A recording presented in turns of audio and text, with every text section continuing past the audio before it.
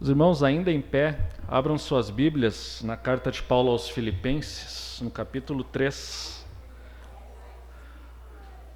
Faremos a leitura de 11 versículos da carta de Paulo aos Filipenses, no capítulo 3.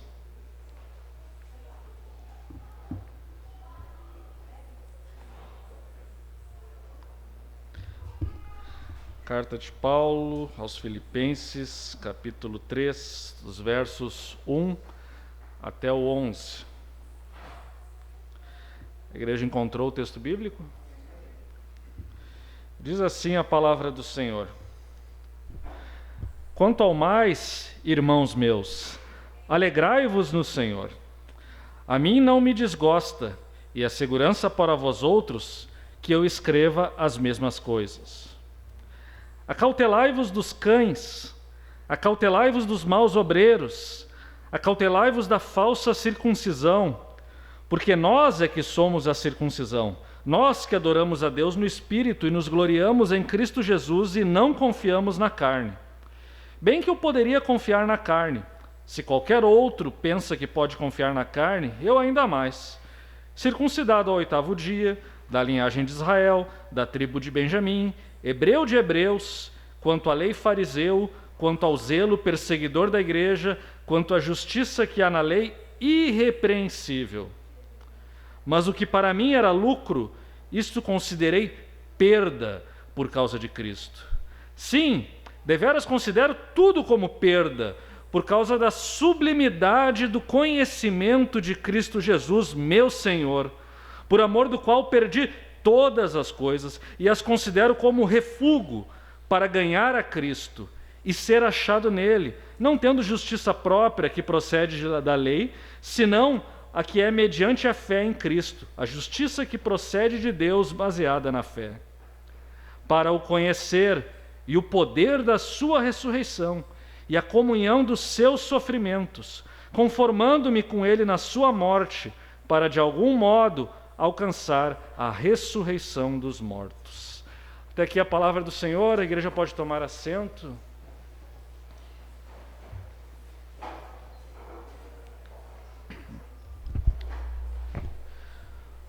O que realmente é importante para nós em nossas vidas?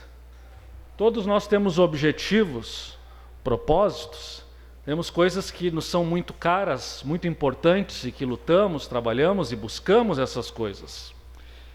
E eu pergunto a vocês, pergunto à igreja, o que é importante para você? O que é o mais importante que você tem na sua vida? É bem possível que você pense assim rapidamente, e talvez até de uma maneira um pouco artificial, talvez até um pouco constrangido por pensar que deveria ser isso o mais importante para a sua vida. Talvez você pense assim: o mais importante para mim é Jesus Cristo, o mais importante para mim é alcançar a vida eterna, o mais importante para mim é ter comunhão com Deus e vida plena com Ele. E se você pensou assim, mesmo que talvez sinta que talvez não esteja sendo totalmente honesto consigo mesmo, você pensou certo. Estamos diante do propósito supremo da existência humana. Mas como alcançamos esse propósito supremo? O que podemos fazer para conhecer a Cristo? O que podemos fazer para ter um relacionamento com Deus e sermos aceitos por Ele? O que podemos fazer para termos a vida eterna? A religião está aí para nos ajudar. Ela poderia dizer: faça isso. Muitas religiões dizem isso: faça isso, faça aquilo. Outras religiões vão dizer: seja pessoa boa. Outras pessoas vão dizer: se torne alguém melhor do que você é hoje. Outras vão dizer: quem sabe você não ajuda os pobres? Ajude a fazer uma transformação social no seu país. Quem sabe você não deve fazer boas ações. Todas as religiões que existem, com exceção de uma praticamente, todas as religiões de alguma maneira pregam isso. Faça isso, não faça aquilo, busque aquilo, não faça aquilo. Torne-se melhor, busque o aperfeiçoamento melhor, um aperfeiçoamento da sua pessoa. E você alcançará algum desses propósitos, seja uma existência num karma superior, seja a nulificação da sua existência, sua absorção no todo, seja a aceitação de Alá, seja talvez uma reencarnação numa vida melhor. Enfim, as religiões oferecem isso. Mas como nós vamos ver hoje, há a verdadeira religião e a falsa religião. De certa maneira, toda falsa religião parte do mesmo pressuposto: aquilo que nós fazemos e pelos nossos méritos conquistamos. Mas em contraste com a falsa religião, nós temos a verdadeira religião, que é identificada com Jesus Cristo. E vejam, eu não sou daquelas pessoas, né, pode soar até piedoso falar isso, mas é falso. Não sou aquelas pessoas que dizem assim: não, eu não tenho religião. Religião é coisa de legalista, de fariseu. Eu tenho Jesus Cristo e não religião. Com todo respeito, mas é uma bobagem falar assim. Porque existe a verdadeira religião, que é a comunhão com alguém, e eu entendo que é a comunhão com Jesus Cristo, e existe a falsa religião, que é tudo isso que as pessoas falam e muitas vezes chamam de religião. Mas a comunhão com Jesus Cristo não deixa de ser religião. Então, ao invés de falar eu não tenho religião, mas tenho um relacionamento com Deus, vamos falar de uma maneira correta e uma maneira madura e adulta. Nós temos a falsa religião e a verdadeira religião. E nós que seguimos a Cristo, todos vocês que seguem a Cristo, entendem que a verdadeira religião encontra-se em Jesus Cristo, o Filho de Deus. Agora, por que eu falei tudo isso aqui na abertura da nossa mensagem?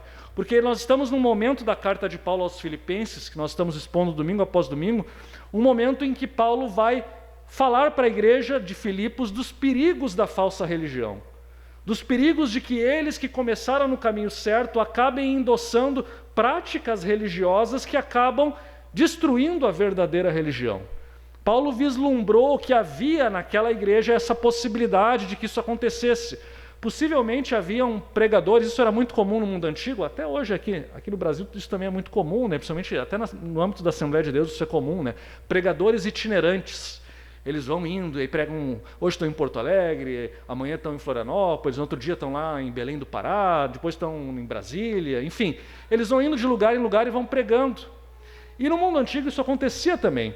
Mas o problema é que muitas vezes eles causavam um grande estrago nas igrejas por onde passavam, porque eles vinham com falsos ensinos. Filipos era uma cidade que tinha poucos judeus, mas possivelmente por aquela cidade transitavam pessoas que traziam ensinamentos judaicos e queriam que a igreja seguisse na prática o judaísmo e não Jesus Cristo. E Paulo, portanto, escreve essa advertência para alertar a igreja dos riscos, porque se a igreja cedesse esses falsos ensinos, elas estariam indo para o caminho da falsa religião e iriam perder aquilo que de mais precioso eles tinham. E para falar a respeito disso, Paulo então dá o seu próprio exemplo, o exemplo da sua caminhada. E vejam que em continuidade com o que foi pregado semana passada pelo Edileno, o Edileno falou de dois homens da igreja que eram exemplos e que tinham uma alegria grande em servir a Jesus Cristo, Timóteo e Epafrodito. E agora, neste capítulo 3, Paulo começa então a falar para a igreja, dando o seu próprio exemplo e mostrando o caminho que aquela igreja deve seguir então para permanecer dentro dos termos da graça de Deus e do verdadeiro evangelho. Vamos então ao texto bíblico. Paulo começa no versículo 1 dizendo: quanto ao mais, meus irmãos, alegrai-vos no Senhor. A carta de Filipenses é a carta da alegria. E em vários momentos nós vamos encontrar Paulo dizendo para que a igreja se alegre. E a verdadeira religião não produz tristeza, não produz um espírito abatido, sempre desanimado. A verdadeira religião, ela produz alegria, o que não significa que nós vamos ser aí bobos alegres, sempre dando risada de tudo, e ai, que bom, quebrei meu dedo, que ótimo. Não é absolutamente nada disso. Mas a alegria é uma das características daquele que foi alcançado por Cristo. Portanto, Paulo relembra, ele fala de Timóteo e Epafrodito, e ele faz uma pausa e relembra: meus irmãos, alegrai-vos no Senhor. Mais adiante na carta ele vai novamente retomar essa lembrança: alegrem-se no Senhor. Mas então, após fazer essa breve lembrança, ele então começa a relembrar à igreja um ensinamento que ele já havia trazido para a igreja antigamente. É o que ele diz aqui no resto do verso 1, que parece um tanto estranho, né? A mim não me desgosta e é segurança para vós outros que eu escreva as mesmas coisas. Como assim que eu escreva as mesmas coisas? O que Paulo vai falar a partir do verso 2 é algo que ele já falou para a igreja de Filipos. Quando nós não sabemos, não temos esse registro. Talvez ele tenha escrito uma carta anterior para eles, na qual ele faz esses alertas que ele vai fazer agora. e vai repetir agora. Ou talvez quando ele esteve lá, quando ele fundou aquela igreja, quando ele depois visitou aquela igreja, ele pode ter ensinado isso oralmente para aquela igreja. Agora, portanto, Paulo está relembrando a igreja a respeito daquilo que é importante e daquilo que deve ser abandonado.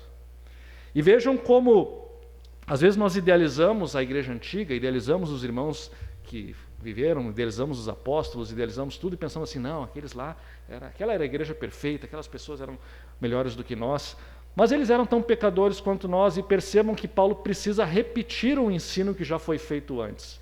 E essa é uma das características da fé cristã. Talvez para vocês às vezes possa parecer que quando nós pregamos aqui nós somos meio repetitivos em alguns temas, mas infelizmente é necessário que assim seja, porque o ser humano aprende pela repetição. Tudo nós aprendemos pela repetição, desde falar, aprender a língua, o nosso idioma. As crianças aprendem repetindo, as crianças aprendem imitando, e elas vão fazendo várias e várias vezes, vão ouvindo várias e várias vezes.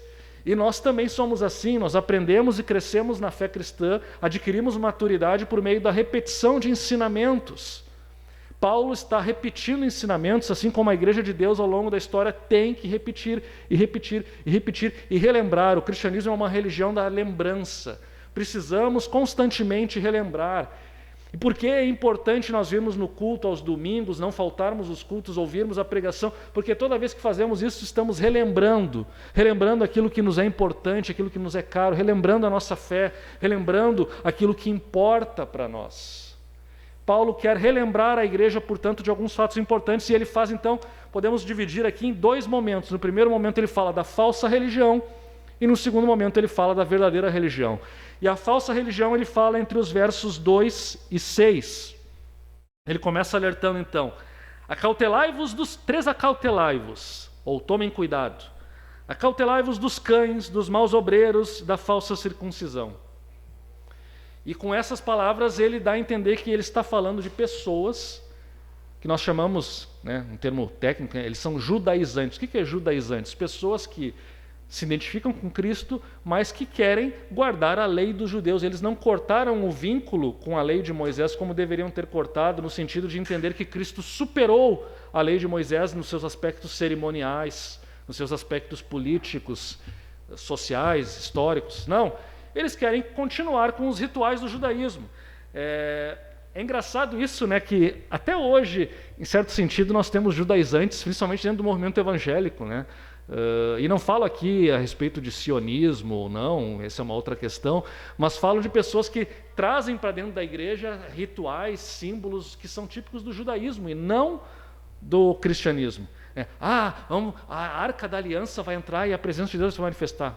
Como assim? A Arca da Aliança passou, não tem mais isso. Jesus é a presença de Deus entre nós, não precisamos mais da Arca da Aliança.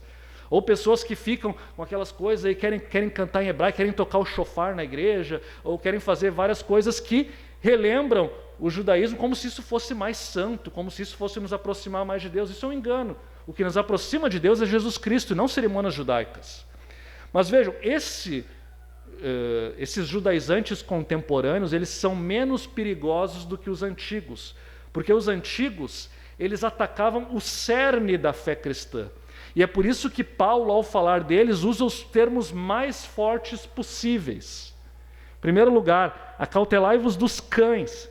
E vejam, meus irmãos, pode parecer, hoje nós amamos cachorros, o cachorro é quase um membro da nossa família, nós temos cães, e aí parece estranho, Paulo era um cachorrofóbico, não gostava de cachorros. Não, temos que entender que no mundo antigo não havia isso, esse relacionamento que nós temos com os animais, com os pets, com os animais de estimação, não existia isso. Se existia, era algo muito raro, muito localizado. As pessoas não tinham um cachorro de estimação, as pessoas não tinham um gato de estimação.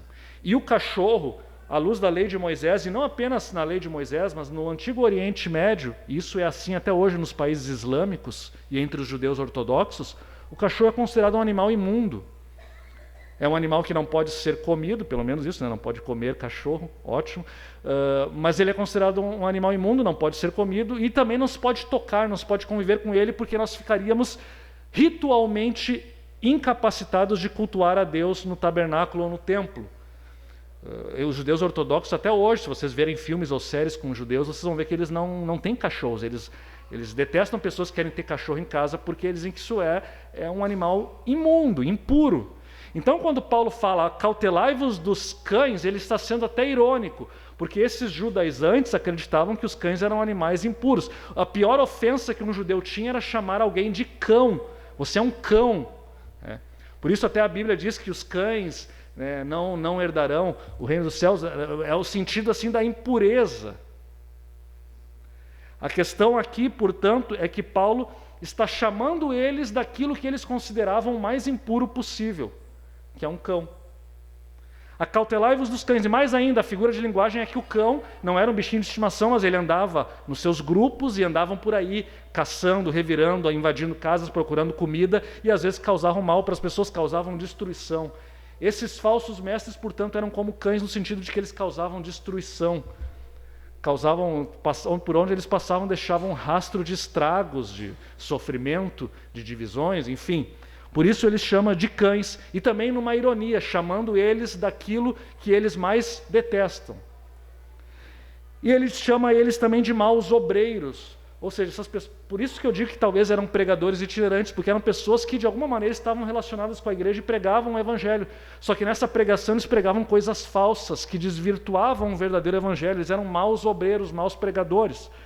Acautelai-vos da falsa circuncisão, porque esses maus obreiros, eles diziam que para você ser salvo, você precisa se circuncidar. O que é a circuncisão? Um ritual judaico que os homens se submetiam no 8º dia do seu nascimento. O prepúcio da sua genitália era cortado, e aquilo ali era um sinal da aliança que eles tinham com Deus.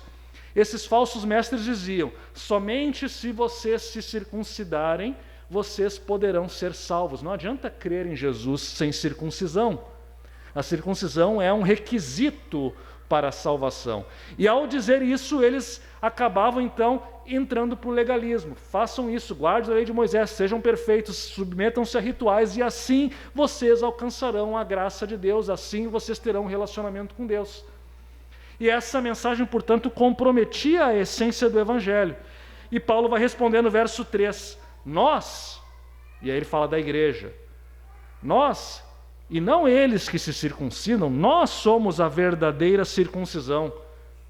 Ou seja, Paulo está falando da circuncisão espiritual, ou seja, o nosso coração está circunciso, está submisso a Deus. Nós que adoramos a Deus no Espírito e nos gloriamos em Cristo Jesus e não confiamos na carne.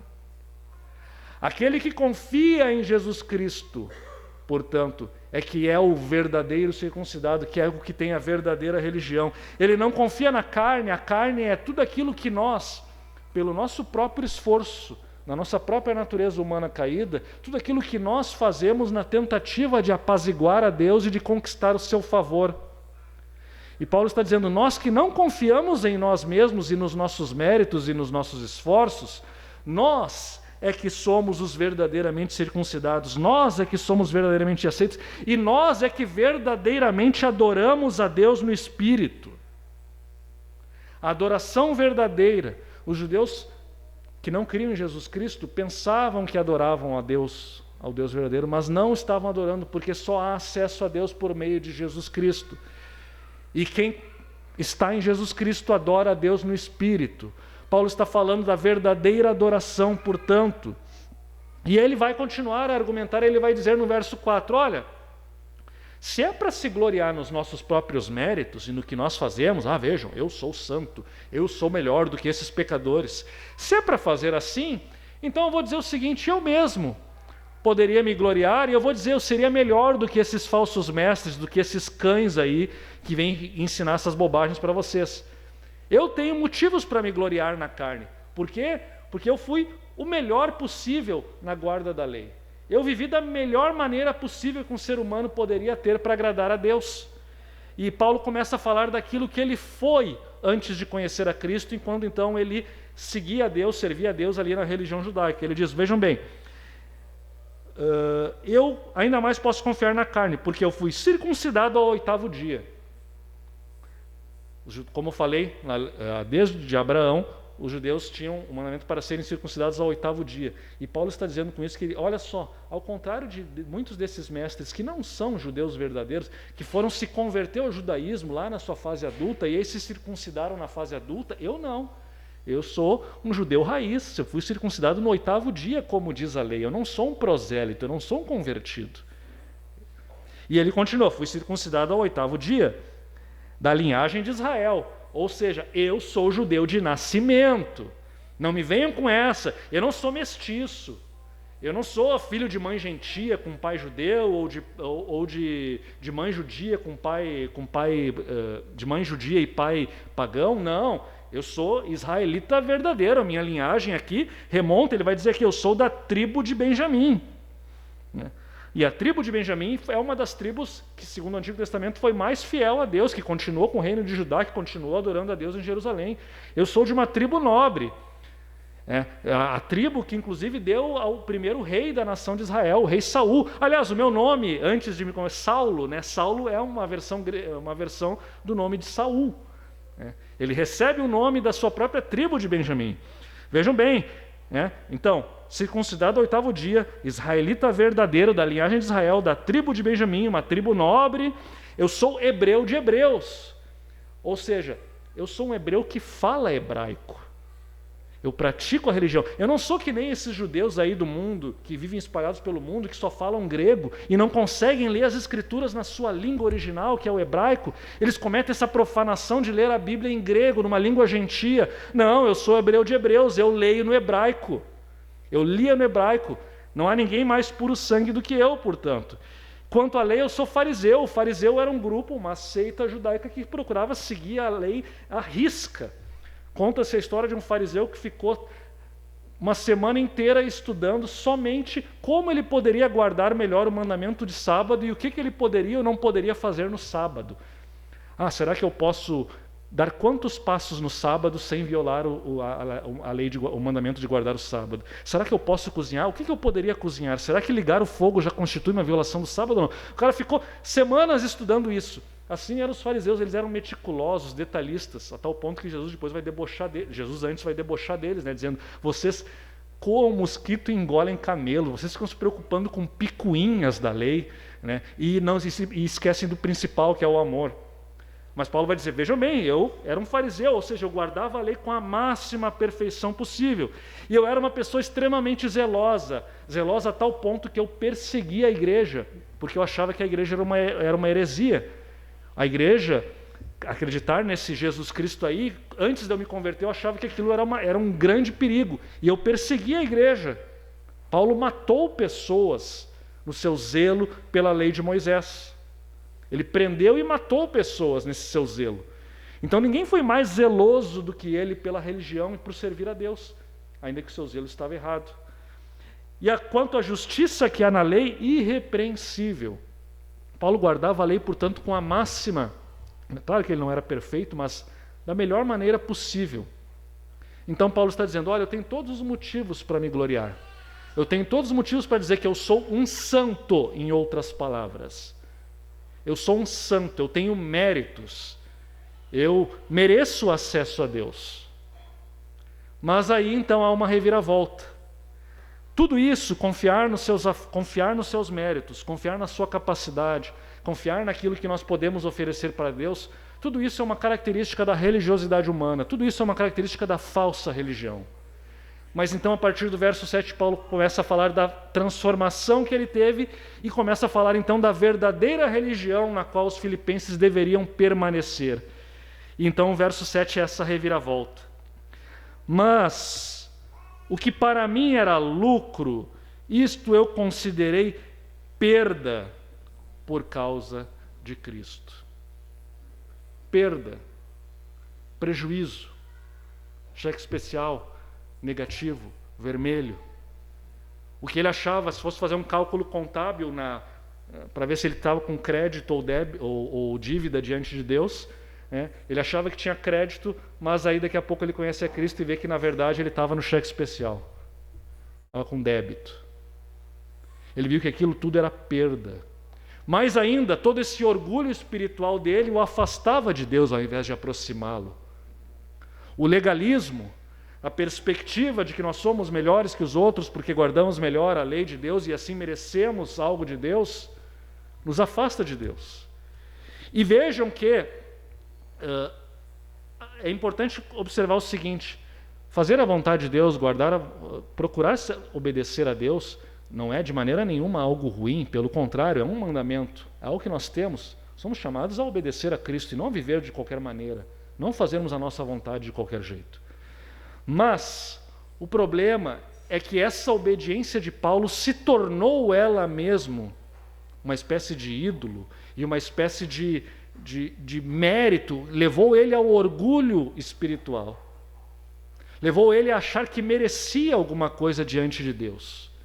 Mas isso era um tremendo engano. E Paulo, então, quando conhece a Cristo, o que ele vê que aquilo que era lucro, ele agora tem que considerar como perda. E percebam, meus irmãos, que Paulo não está dizendo assim: olha, sim, eu vivia no pecado, eu era adúltero, eu era promíscuo, fazia isso, fazia aquilo, e fazia um monte de coisa, e agora eu considero que tudo isso foi perda, porque agora eu estou em Cristo. Não, Paulo não está falando do pecado, Paulo não está falando de ídolos, Paulo não está falando de coisas materiais, ele está falando de bens espirituais, ele está falando de piedade religiosa.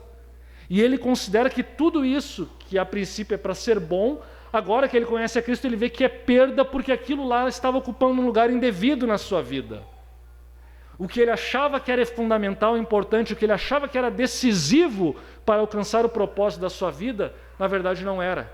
E pelo contrário, o estava afastando. E ele vai continuar no verso 8. Sim, para não ficar nenhuma dúvida, deveras, considero tudo como perda, tudo. Parece que ele vai além, não só essas coisas, mas outras coisas mais quaisquer que ele pudesse colocar a sua confiança nessas coisas. Ele considera tudo isso como perda. Por quê? Vejam que expressão linda que vem. E talvez as versões de vocês estejam um pouco diferentes. Por causa da sublimidade do conhecimento de Cristo Jesus, meu Senhor. Cristo Jesus, o Senhor de Paulo, a sublimidade do conhecimento de Cristo Jesus. Porque ele foi alcançado por Cristo, nós conhecemos a história, ele estava lá a caminho de Damasco, queria matar mais alguns cristãos lá em Damasco, e quando ele estava lá se dirigindo para aquela cidade, Jesus Cristo aparece para ele pessoalmente. Ele fica cego por uns dias, mas ele tem um encontro pessoal com Jesus Cristo. Evidentemente, nem todos de nós na conversão temos uma experiência tão impactante assim. Paulo era um apóstolo e teve uma experiência impactante demais, talvez por causa do seu ministério que ele teria e todo o sofrimento que ele teria ao longo da sua vida.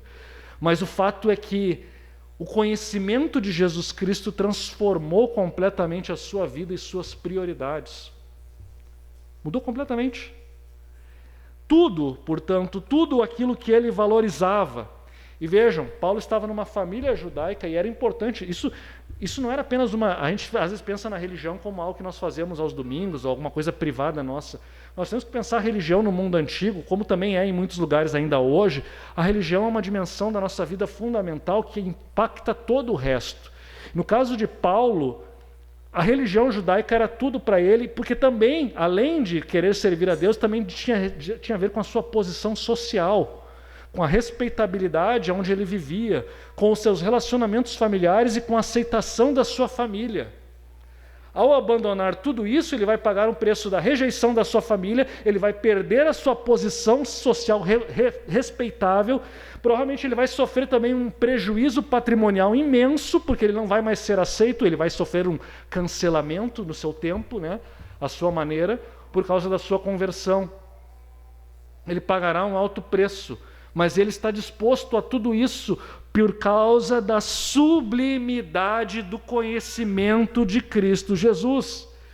E vocês acham que o conhecimento de Cristo Jesus é simplesmente, eu li, uma pessoa me falou ali, Jesus foi um cara que viveu lá, nasceu em Belém, viveu em Nazaré, ele pregava, ele curava, ele dava vista aos cegos, fazia paralíticos andar, curava enfermos, até ressuscitou mortos, e na sua pregação ele ensinou que nós devemos amar uns aos outros. Aí depois, por causa disso e por causa de tudo que ele fazia, ele foi morto, crucificado de uma maneira terrível e ressuscitou dos mortos, está à direita de Deus, Ele intercede por nós e por causa disso nós podemos ter salvação.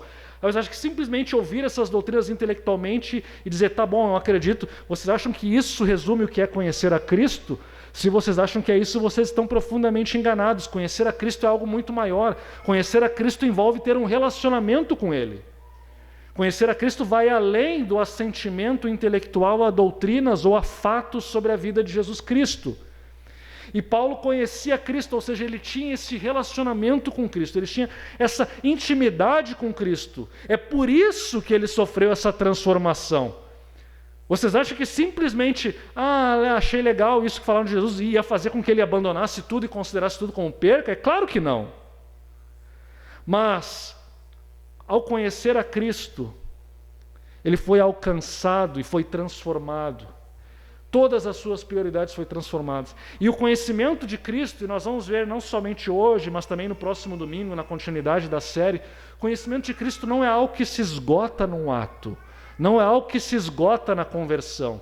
Não é assim, vi Jesus no caminho de Damasco, agora mudou e agora conheço a Cristo plenamente.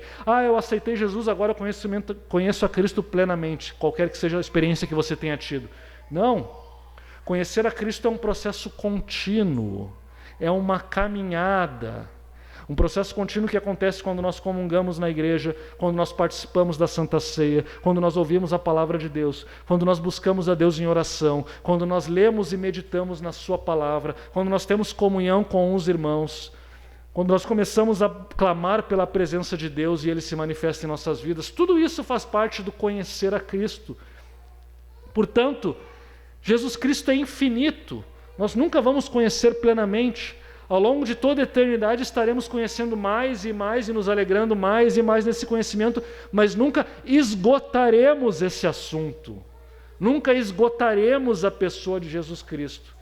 E Paulo conhecia Cristo e estava conhecendo mais a Cristo, e por causa disso ele considera todo o seu passado religioso como perda. Mas mais ainda, vejam o que ele vai dizer. Tudo como perda por causa da sublimidade de Cristo Jesus, meu Senhor. E vejam que ele reconhece que Jesus Cristo é Senhor da sua vida, não é simplesmente um Salvador, não é simplesmente alguém que me tira do pecado e agora eu vivo do jeito que eu quiser, mas não, Jesus Cristo é Senhor da sua vida, portanto ele é um doulos, um escravo de Jesus Cristo. Ele deve servir Jesus Cristo na sua vida, porque agora ele tem um novo Senhor, que não é mais a morte, nem o pecado e nem Satanás, mas Jesus Cristo, o seu Salvador, que também é Senhor e que também quer o seu bem, porque o senhorio de Jesus Cristo não é para o nosso mal, não é para a nossa exploração, não é como eram os deuses pagãos que queriam apenas explorar a humanidade, não. Jesus Cristo é nosso Senhor, mas o seu senhorio é para o nosso próprio bem, é para que nós vivamos para o propósito para o qual nós fomos criados, é para que nós encontremos a alegria plena na vida. É por isso que nos submetemos ao seu senhorio. Paulo reconhece que Jesus Cristo é o seu Senhor, por amor do qual, por amar a Jesus Cristo, eu perdi todas as coisas. Ele perdeu sua carreira, seu status social, perdeu sua posição dentro do judaísmo, e as considero como refúgio. Algumas traduções vocês vão dizer esterco, para ganhar a Cristo. E sim, esterco talvez seja a tradução melhor. A palavra no grego aqui, algumas traduções no inglês, se eu não me engano, inclusive também são bem fortes, elas botam rubbish, se eu não me engano, que é uma palavra também que não é uma palavra bonita, não é uma palavra bela de nenhum sentido. Na verdade, para alguns pode soar como um palavrão. E Paulo está falando que ele justamente para mostrar que é nada. Esterco, você sabe o que é esterco, né? São fezes. Eu considero tudo isso, tudo que eu tinha, todos os meus méritos, toda a minha santidade pessoal, toda a minha confiança, todo o meu status social, toda a posição que eu tinha é isso mesmo. Esterco. Para falar uma palavra um pouco mais adequada para o momento. Né? Esterco, refúgio para ganhar a Cristo. Contanto que ele ganhe a Cristo, o resto é esterco. O resto não tem valor nenhum. É perda, é prejuízo. não tem utilidade. E ele fala que ele ganha a Cristo para ganhar a Cristo e ser achado nele. Ser achado em Cristo, ganhar a Cristo. Isso nos fala da nossa união com Cristo. Temos uma união tão íntima que agora somos achados nele. Nós cantamos aqui que Deus olha para Cristo e vê, quando olha para nós, ele vê Cristo e vê a nossa santidade. Ele não vê o nosso pecado. É disso que Paulo vai falar quando estamos em Cristo, quando somos achados nele.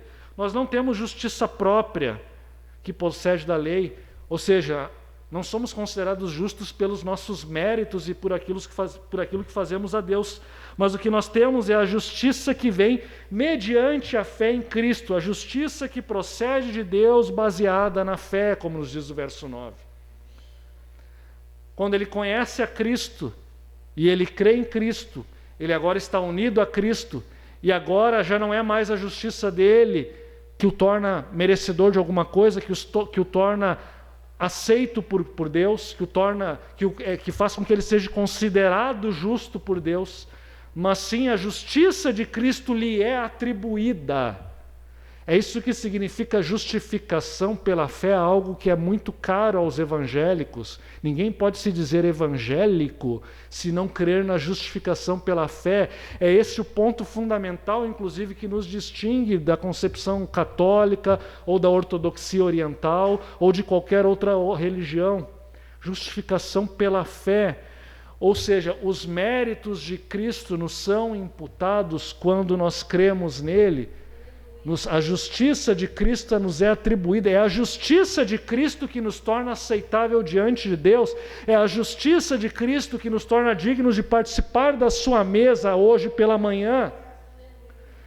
Não é o nosso esforço próprio, ainda que nós sejamos chamados agora a sermos servos de Jesus Cristo e a segui-lo com fidelidade. O que garante o nosso relacionamento com Deus são os méritos de Jesus Cristo e aquilo que Ele fez por nós. É uma justiça, portanto, como Paulo diz, com todas as letras, uma justiça que procede de Deus e não de nós.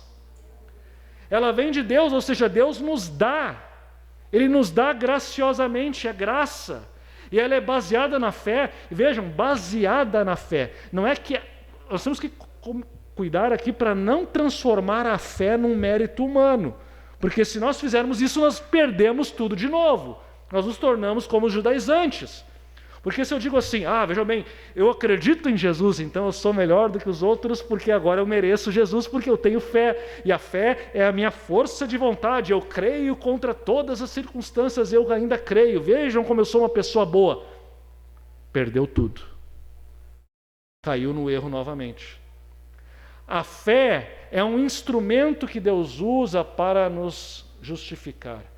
A fé não é um mérito humano. A fé não é uma coisa, olha como eu sou uma pessoa boa porque eu tenho fé. Não. Se fosse assim, nós cairíamos novamente na salvação por obras. Não. A fé é uma dádiva de Deus também. A justiça de Deus, ela nos alcança mediante a fé. E essa fé, ela vem pela ação do Espírito Santo em nossa vida. É por isso que há transformações radicais, em muitos casos, em muitos testemunhos de conversão, lemos a respeito de transformações radicais. Nem todos passam por isso, mas muitos passam. Isso é uma ilustração do poder sobrenatural do Espírito Santo e aquilo que ele faz na vida da pessoa. Não é o que a pessoa fez e tomou uma decisão intelectual. Não, agora eu creio. Não é algo que nasceu no seu coração, como nós já pregamos lá no capítulo 2, é Deus que opera em vós o querer e o efetuar segundo a sua boa vontade. Então a justiça que procede de Deus, não de nós, e ela vem mediante a fé. A fé, portanto, é o canal que Deus usa para nos justificar, e é uma evidência também de que fomos aceitos por Deus e de que temos a salvação. Se não temos fé, não temos nada. Se temos fé, temos tudo. Mas não se enganem, sem fé não somos nada. E todos os méritos que nós tenhamos, se não temos fé, não adianta nada. Eu faço isso, faço aquilo como Paulo fazia, mas se não temos fé em Jesus Cristo como nosso Salvador, não adianta. É a justiça mediante a fé. Do contrário, nós caímos no legalismo. Do contrário, nós caímos em religião por obras. Podemos até ser espíritas, mas não cristãos. Porque o cristianismo é uma religião em que a salvação e o propósito fundamental do ser humano é alcançado pela fé, não pelos nossos méritos. E assim Paulo encerra, e nós vamos nos encaminhando para o final dessa exposição. Paulo vai encerrar este trecho, este momento aqui do que ele escreve para os Filipenses, com alguns dos versículos mais belos da carta que ele escreve aos Filipenses, versículos que nós faríamos muito bem em memorizar, em guardar em nossa mente, em nosso coração, em relembrarmos diariamente e praticá-los. Nem todas as traduções que nós temos aqui começam da melhor maneira para memorizar, mas eu gosto da maneira como começa, se eu não me engano, a NVI, a tradução NVI, ela começa assim: quero conhecer a Cristo. Talvez seja uma melhor maneira de começarmos esses versos pensando aqui na sua memorização e na sua aplicação em nossas vidas. Quero conhecer a Cristo. Na minha tradução que eu usei aqui na pregação, e que provavelmente é a maioria das traduções de vocês, Paulo, na verdade, ele começa o verso 10 dizendo: para o conhecer. Para conhecer a quem? A Cristo. Por isso que algumas traduções já explicam e colocam: quero conhecer a Cristo. Mas Paulo vai dizer, tudo isso ele renuncia, ele considera perda, ele considera esterco. Por quê?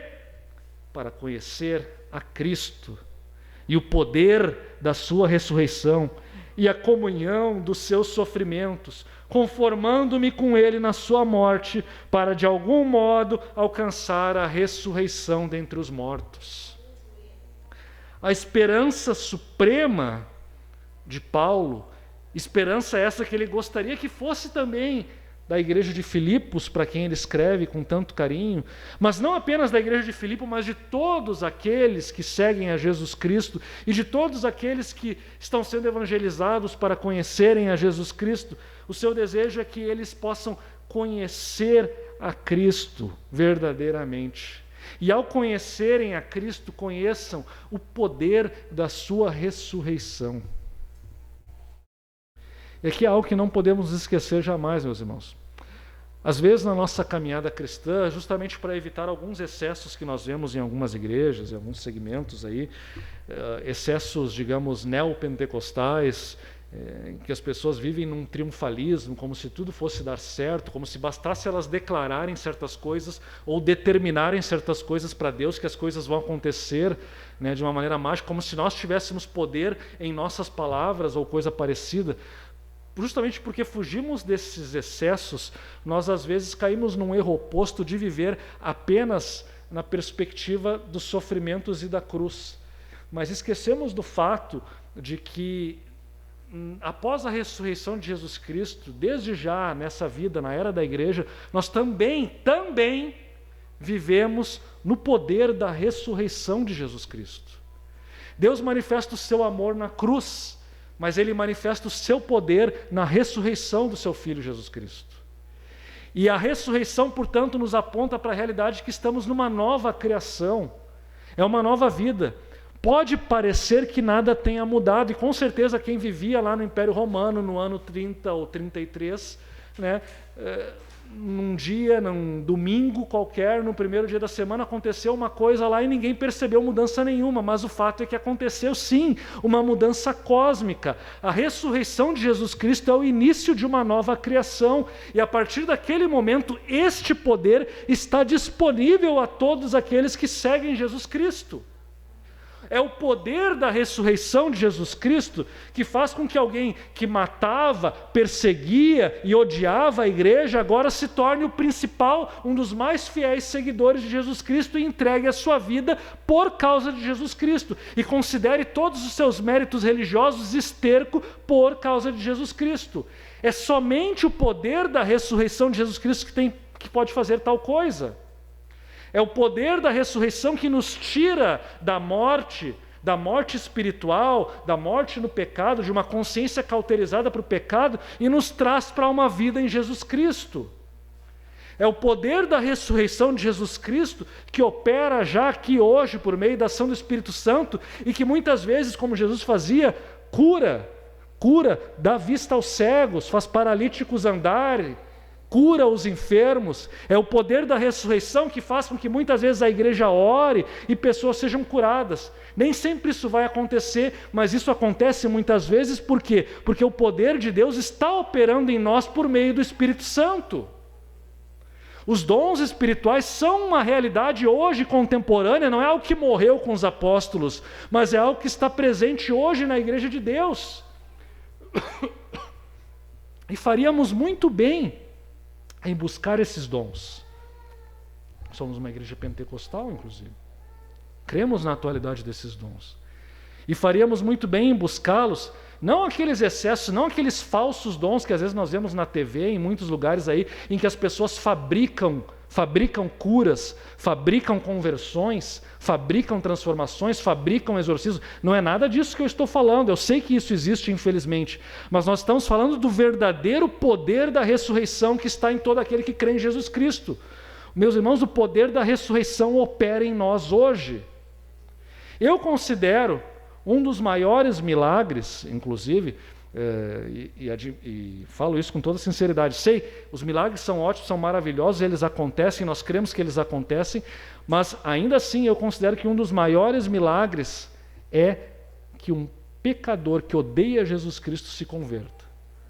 Porque não tem como entender como que a pessoa pode mudar tanto de mente, a tal ponto de ela, que antes odiava o cristianismo, odiava a fé, ou era um ateu, ou tinha uma visão totalmente errada de Jesus Cristo, mas agora ele ouve o Evangelho e ele se converte.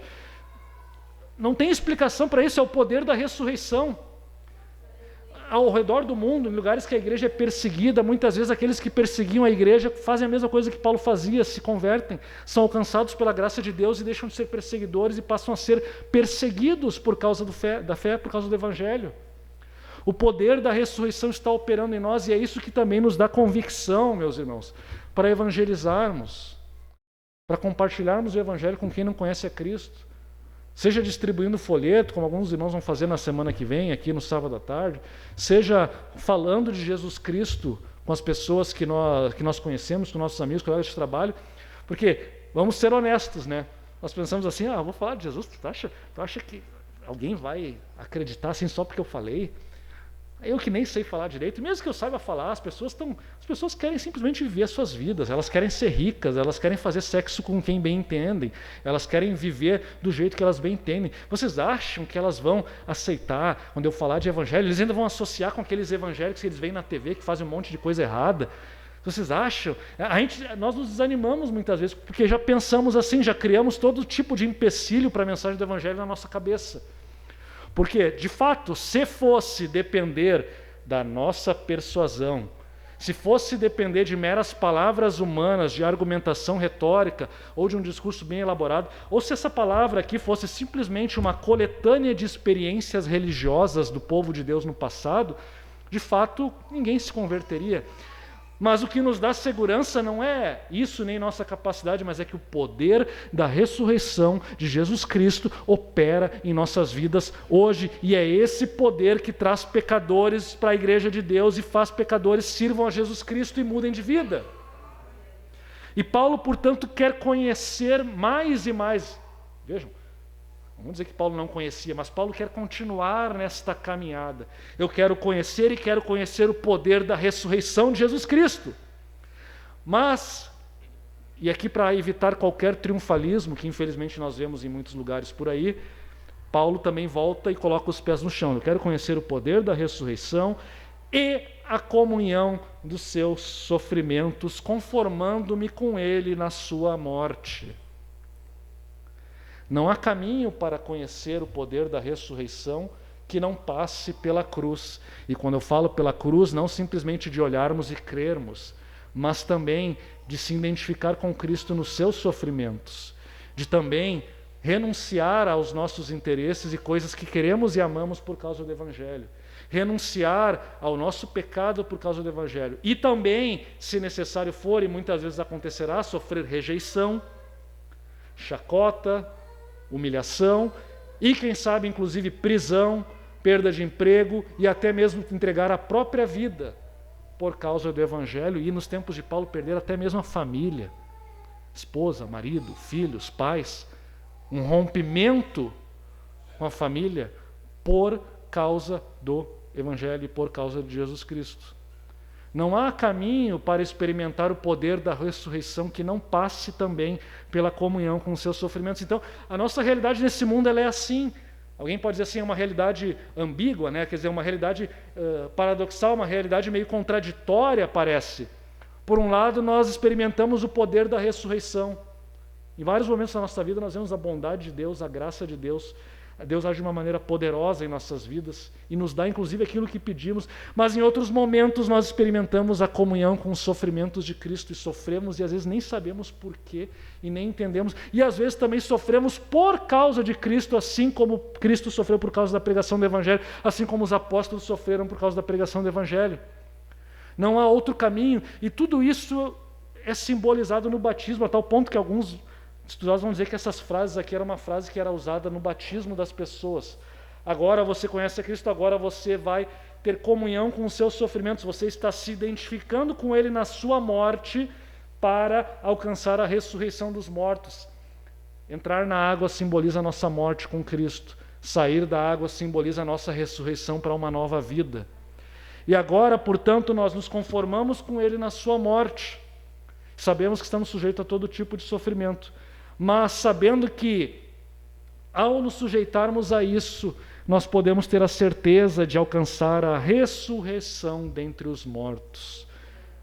Ou seja, aquele objetivo supremo, voltando aqui ao que falamos lá na introdução, nosso objetivo supremo, poderíamos dizer que nós fomos criados para ter comunhão com Deus, para gozar, como diz um catecismo, né? E uma confissão de fé, gozar da sua presença eternamente, desfrutar com alegria da sua presença por toda a eternidade. O propósito do ser humano, da sua criação é esse. E há somente um caminho para isso. O caminho para isso é por meio de Jesus Cristo e pela fé em Jesus Cristo e pela confiança nos méritos de Jesus Cristo e não nos nossos méritos. E ao fazer isso, vamos conhecendo cada vez mais e conhecendo o poder da sua ressurreição, mas também nos conformando ao seu sofrimento. Carregamos a sua cruz nessa vida, ao mesmo tempo que experimentamos as alegrias da ressurreição de Jesus Cristo em nossas vidas. Essas duas coisas andam junto conosco. Reconhecemos Ele como Senhor, servimos em momentos de tristezas e em momentos de alegria. Mas o fato é que todos nós somos chamados a continuar e não estancar na nossa vida, na nossa caminhada. Em um momento da nossa vida, conheci Cristo lá naquele momento, está bom. Não.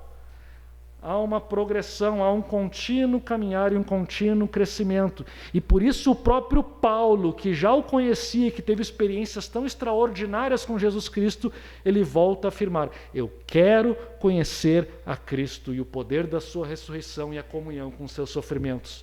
Se o próprio Paulo queria continuar a crescer, quanto mais nós, que conhecemos tão pouco e tão menos, né, comparado com ele, se é que é possível essa comparação. O que sobra para nós, então? A única coisa que nos sobra é continuar nesse conhecimento, continuar e desenvolver, meus irmãos, nossas afeições e nossas paixões, direcioná-las para Cristo. E eu encerro, portanto, essa mensagem com duas aplicações. Eu brincava essa semana no nosso PG que algumas das aplicações ali eram spoiler do sermão desse domingo. Por quê? Porque as duas aplicações que eu quero fazer são aplicações que eu mencionei ali, porque elas estão conectadas com a mensagem da semana passada também. Porque vejam, na semana passada Paulo coloca Timóteo e Epafrodito como exemplos para a igreja. Eles dedicaram a sua vida pelo Evangelho. E pagaram um preço muito caro por isso. Epafrodito quase morreu de uma enfermidade. E ainda foi visitar Paulo na prisão, sabendo que havia um risco dele ser considerado cúmplice de Paulo, como um militante, como alguém que está lá ameaçando a integridade do Império Romano. Mas ele vai mesmo assim. O que fazia com que homens como Timóteo e Epafrodito tivessem essa coragem? O que fazia que homens como Paulo, hoje, renunciassem a todo o status que ele tinha e o seu status religioso para servir a Cristo? Eles tinham um amor e uma paixão por Cristo. Eles conheciam a Cristo e queriam continuar a crescer nesse conhecimento. Paixão, amor pela causa do Evangelho, um amor por Deus e pela sua causa. E a questão é, nas duas aplicações que eu faço aqui, as duas perguntas é: que circunstâncias ou afazeres da sua vida, além do próprio pecado, o pecado todos nós sabemos que nos afasta de Deus e fazem com que percamos o amor por Deus, o brilho nos nossos olhos em servir a Deus, mas além do pecado, que outras circunstâncias e afazeres da nossa vida que no papel não são pecados, né? Tipo trabalho, família, viagens, lazer, que outras circunstâncias ou afazeres da nossa vida fazem com que venhamos a perder o brilho nos olhos por conhecer e ser mais semelhante a Jesus Cristo? Pensem nisso agora nessa manhã. O que faz com que você perca?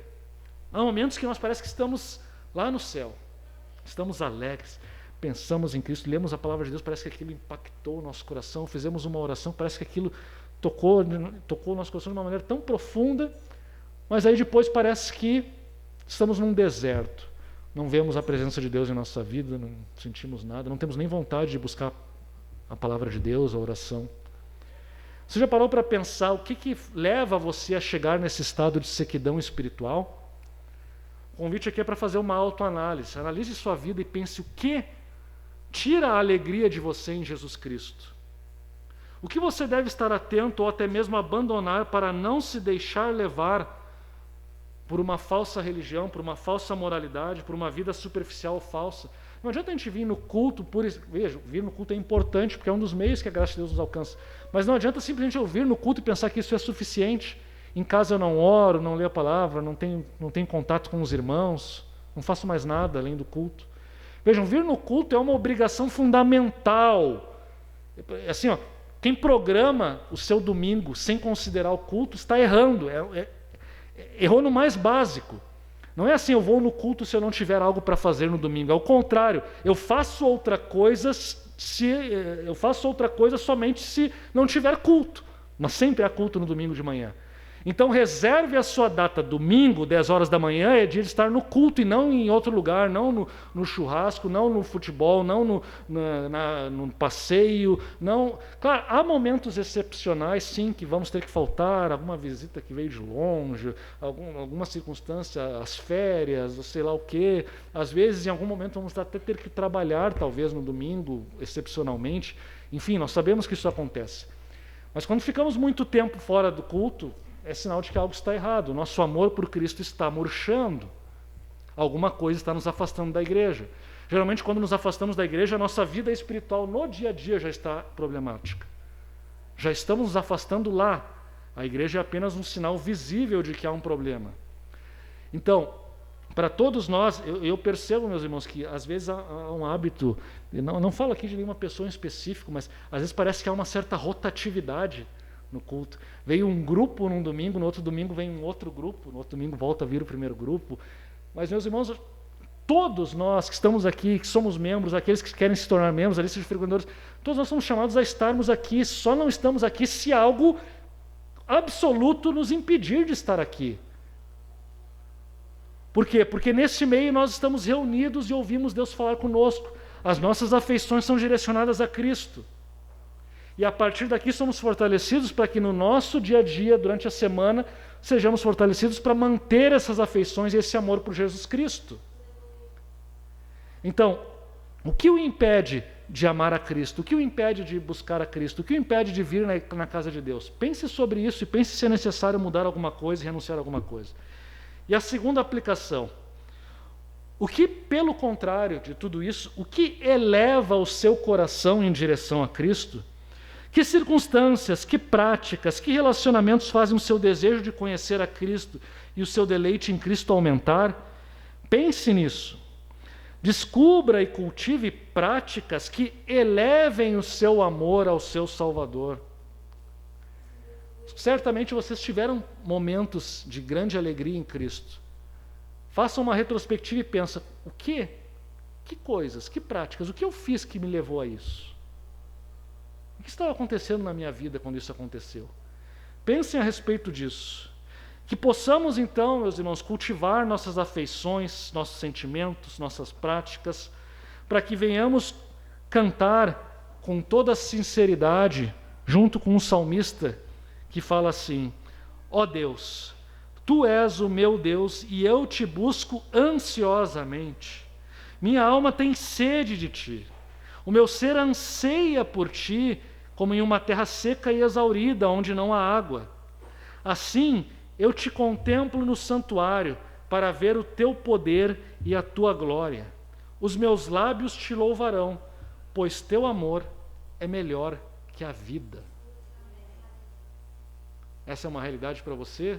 Se não for, eu convido você a buscar mais a Cristo, a procurar meditar na sua vida, para que essas palavras do salmista não soem para você como uma mera hipérbole, como mera linguagem poética figurada, mas seja uma realidade verdadeira na vida de você, porque é para isso que fomos chamados. Ao conhecer a Cristo e o poder da ressurreição de Cristo e conformarmos-nos com o seu sofrimento, nós estaremos como o salmista também clamando, desejando, ansiando e desfrutando da presença de Deus já nessa vida, para que na eternidade estejamos junto com Ele, desfrutando e nos alegrando com Ele para sempre. Vamos nos colocar em pé e vamos orar. E lembrando, meus irmãos, se alguém tiver alguma necessidade, algum pedido, por favor, nos procure ao final do culto, para que possamos orar com os obreiros, para que possamos orar pela sua vida também. Mas vamos orar agora como igreja juntos. Deus eterno, em Tua presença nós estamos nessa manhã, e nós clamamos a Ti porque reconhecemos, Senhor, que muitas vezes somos tentados a confiar em nós mesmos, em nosso esforço, talvez até nos avaliando com a régua dos próximos, pensando que somos bons o suficiente para conquistar, porque não somos tão pecadores como os outros, mas a verdade, Pai, é que somos pecadores e que tudo o que fazemos é insuficiente para sermos aceitos por Ti. Somos aceitos por Ti meramente pela Tua graça. A fé em Cristo Jesus que nos alcança é um sinal de que fomos alcançados pela Tua graça. E por isso, Senhor, nós oramos nessa manhã que a Tua graça nos enche mais e mais e mais e nos capacite para que o nosso amor por Ti, o amor por conhecer a Jesus Cristo se desenvolva e fortaleça em nossa vida, e o serviço que nós fazemos a Cristo, a maneira como vivemos, a renúncia aos nossos pecados sejam feitos não como um fruto de um legalismo, de uma mera obediência de tentar conquistar um favor, mas sim como um fruto da Tua graça, como uma gratidão por aquilo que Tu fez, como uma demonstração do amor e do prazer que temos na Tua presença, Pai. Que a nossa vida, portanto, reflita esse amor, reflita essa graça que nos alcançou um dia em Teu Filho Jesus Cristo. Se alguém aqui não conhece a Jesus Cristo, Senhor, não tem como Senhor, que o Teu Espírito Santo também, Senhor, toque nos corações, que o poder que ressuscitou Cristo dentre os mortos e que ressuscitou nós da nossa morte espiritual também possa ressuscitar essa pessoa da sua morte espiritual e possa trazê-la a um relacionamento com Jesus Cristo, Teu Filho, nosso Senhor. É em nome dele que nós oramos nesta manhã. Amém.